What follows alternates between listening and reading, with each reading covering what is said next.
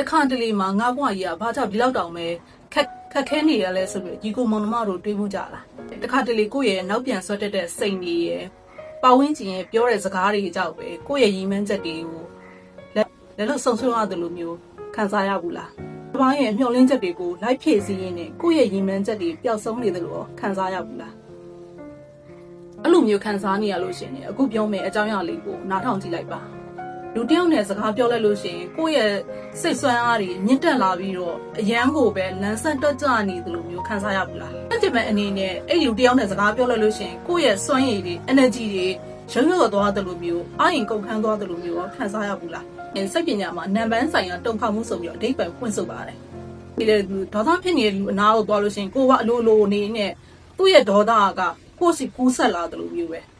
မေတ္တာတရားကရုဏာတရားနဲ့နေတဲ့လူနောက်မှနေလို့ရှင်ကိုပါမေတ္တာစိတ်တွေနဲ့အေးချမ်းတယ်လို့မျိုးပဲခံစားရဘူးတယ်မလားကျမတို့နေထိုင်တဲ့စัจ java ကြီးမှာအရာရာတိုင်းဟာပိုပိုင်စွမ်းရည်နေလေးနဲ့လှုပ်ရှားနေကြပါတယ်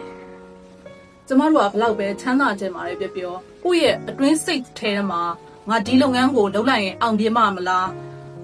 းအဲ့လိုမျိုးတွေးပြီးတော့စိုးရိမ်နေတဲ့ကြောက်လန့်နေမယ်စိုးရင်စိတ်ကြီးညားနေမယ်ဆိုရင်အဲ့ဒီစိုးရင်စိတ်ရဲ့စိတ်ကလည်းကျမတို့စัจ java ကြီးကိုထုတ်လွှတ်လိုက်လို့ရှိရင်အစိမ့်မပြေမှုတွေကလည်းကျမတို့ရှင်ကိုတစ်ချိန်မှပြန်လာလိမ့်မယ်စัจ java မှာတစ်ခုလုံးမှာရှိတဲ့တက်ရှိတက်မဲ့တွေကိုအုံလုံးအသိငယ်ဆုံးအတန်လေးနဲ့ဖွဲ့စည်းရတယ်အဲ့ဒီအသိငယ်ဆုံးအတန် molecule လေးမှာ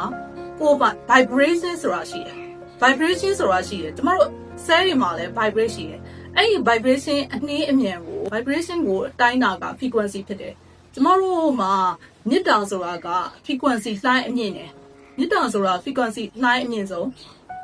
းဒေါသထွက်တာမနာလိုတာဝယ်နေတာကြောက်ရွံ့တာအပြစ်မကင်းတယ်လို့ခံစားရတာကအဲ့ဒါတွေကအလွန်လေးလံတဲ့ low frequency ဖြစ်တယ်အဲ့ဒီလှိုင်းတွေကိုကောင်းစွာမသိလို့ရှိရင်သူတို့ရဲ့တားဆီးမှုခံရပြီးတော့ထက်ခါတလဲလဲဒီလိုပဲခံစားနေရတယ်ချင်းမြတ်တာပျော်ရွှင်ခြင်းငြိမ်းချမ်းခြင်းကျေးဇူးတင်ခြင်းအဲ့ဒါတွေကမြင့်မားတဲ့စွမ်းရည်ဖြစ်တယ်အဲ့ဒီစိတ်လိုင်းတာတွေကိုသိပြီးအသုံးချမယ်ဆိုရင်အခွင့်အလမ်းတွေလူကောင်းတွေအောင်မြင်မှုတွေကတန်လိုက်လို့ဆွဲကပ်ထားသလိုမျိုးကိုရှိရောက်ရှိလာပါဖျားရှင်လက်ထက်မှာလည်းဘာသာကြားတရားသူကလည်း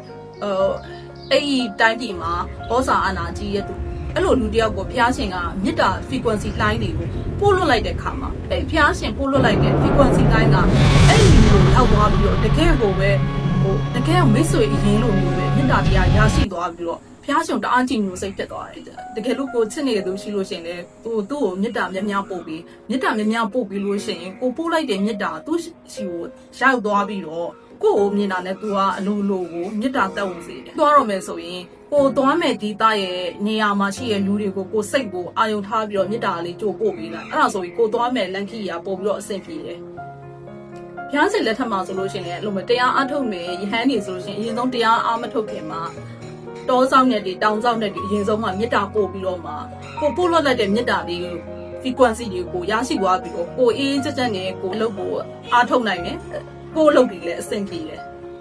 ဘူးမှာဆိုရှင်စိတ်ကူးပုံဖော်ပြီးတော့ကိုလိုချင်တာတွေယူကြတယ်လုပ်ကြတယ်ပေါ့နော်အဲ့ဒါလည်းကောင်းပါတယ်ဒီလိုကောင်းတဲ့နည်းတွေပဲဒါပေမဲ့ကျမလက်တွေ့ကျင့်သုံးနေရကြတော့အဲ့လိုမျိုးကောင်းတဲ့ပုံရိပ်တွေကိုကျမစိတ်မကူပဲနဲ့ဘလို့စိတ်ကူးလဲဆိုရင်ကျမဒီအစင်မပြေတာတော့မှပဲအဲ့လိုမျိုးခက်ခဲနေတာမှပဲကျမစိတ်တက်မကြပဲနဲ့ဘလို့စူးစမ်းလဲဆိုတော့အဲ့စိတ်တက်ကိုပဲပုံဖော်တယ်နောက်ပြီးတော့ကိုလိုချင်တာတွေကိုလည်းစာရွက်တွေပေါ်မှာချရေးလိုက်ချရေးပြီးတော့အဲ့လိုကိုချရေးလိုက်တာကိုယ့်ရဲ့စัจ java တွေကိုသတင်းပို့လို့လိုက်တယ်လို့ပဲစားတော့ဆောင်ဒီဇိုင်းရောက်သွားလို့ရှိရင်ကိုလိုချင်တာတွေကိုမမှာပဲနဲ့ဘယ်သူမှကိုလိုချင်တာလာမချပေးဘူးအဲ့လိုမျိုးပဲဒီလိုမျိုးကိုလိုချင်တာတွေတိတိကျကျချရေးလိုက်ခြင်းအပြင်ကိုလိုချင်တဲ့အားတွေကိုစัจ java ကနေပြီးတော့တဆင်းပြန်လဲကိုကိုပြန်လဲပြီးတော့ပို့ဆောင်ပေးတယ်အဲ့လိုမျိုးလုပ်နေတာလောဘကိုအခြေခံနေလို့ထင်ကောင်းထင်လိမ့်မယ်လောဘကြီးရယ်ပေါ့နော်လောဘကြီးရယ်ဆိုထင်လိမ့်မယ်ဒါပေမဲ့အဲ့ဒါကတော့လောဘဆိုတာကလူတိုင်းမှာလောဘဆိုတာလူတိုင်းမှာတမာလောဘတော့ရှိတယ်တမာလောဘဆိုတာကကိုမကြိုးစားပဲနဲ့ဒီဟာကြီးကိုပဲအမြဲတမ်းကိုမကြိုးစားပဲနဲ့ဆူတောင်းနေလို့တော့ဘာမှဖြစ်လာကိုလည်းကြိုးစားရမယ်ကိုလိုချင်တဲ့စိတ်နဲ့လည်းလောက်ရမယ်ကိုလိုချင်တဲ့အရာကိုရှိကိုရောက်ရှိလာမယ်တရားရမ်းကျင်တယ်ဆိုတော့ကိုမကြိုးစားမယ်နဲ့ဆူတောင်းနေလို့ကတော့ဘာမှရလာမှာမဟုတ်ဘူး high frequency မြင့်ဖို့လှုပ်ဆောင်ရမယ့်အရာတွေကတော့နံပါတ်1ကကျေးဇူးတင်စိတ်ကိုမွေးရမယ်အနည်းဆုံးမှာကိုဘာကိုကျေးဇူးတင်လဲအနည်းဆုံး ကျေးဇူးတင်တဲ့စိတ်ဘာကိုကျေးဇူးတင်လဲဆိုတော့ကိုမနဲ့မိုးလင်းတာလေကိုဘာကိုကျေးဇူးတင်လဲဆိုတော့ကိုအနည်းဆုံးစိတ်ထဲမှာရေရွတ်ရမယ်နံပါတ်2ကကိုယ့်ရဲ့သတိလေးနဲ့အချိန်တိုင်းလိုမှာအသက်ရှူရမယ်သတိလေးနဲ့အသက်ရှူမယ်တကယ်လို့အချိန်ပေးနိုင်လို့ရှိရင်တစ်နေ့မှာအနည်းဆုံး5မိနစ်လောက်ဖြစ်ဖြစ်10မိနစ်လောက်ဖြစ်ဖြစ်သတိကိုအသက်ရှူတာလေးကိုသတိလေးနဲ့ကြည့်ရဲ့ချိန်လေးပေးတင်တယ်နံပါတ်3ကမကောင်းတဲ့အရာတွေသတင်းတွေအတင်းဖြင့် social media ကပွဲတွေအဲ့ဒါတွေကိုအချိန်ကုန်ခံပြီးမကြည့်ပါနဲ့ကိုယ့်ရဲ့ energy ကိုလည်းတကယ်ကိုကျစေတယ်ကိုယ့်ရဲ့စိတ်ဆွမ်းရည်တွေလည်းကျစေတယ်ကိုယ့်ရဲ့စိတ်ဆွမ်းရည်ကကိုယ့်ရဲ့ဘဝအရေးအသွေးကိုဖန်တီးပေးတယ်ဒါကြောင့်မလို့အခုကြည့်နေတဲ့ညီကောင်မောင်မတွေလည်းကိုယ့်ရဲ့စိတ်ဆွမ်းရည်တွေအပြုသဘောဆောင်တဲ့ဘက်တွေမှာပဲထားပေးပါစိတ်ဆွမ်းရည်အမြင့်နဲ့ထက်သန်ပါ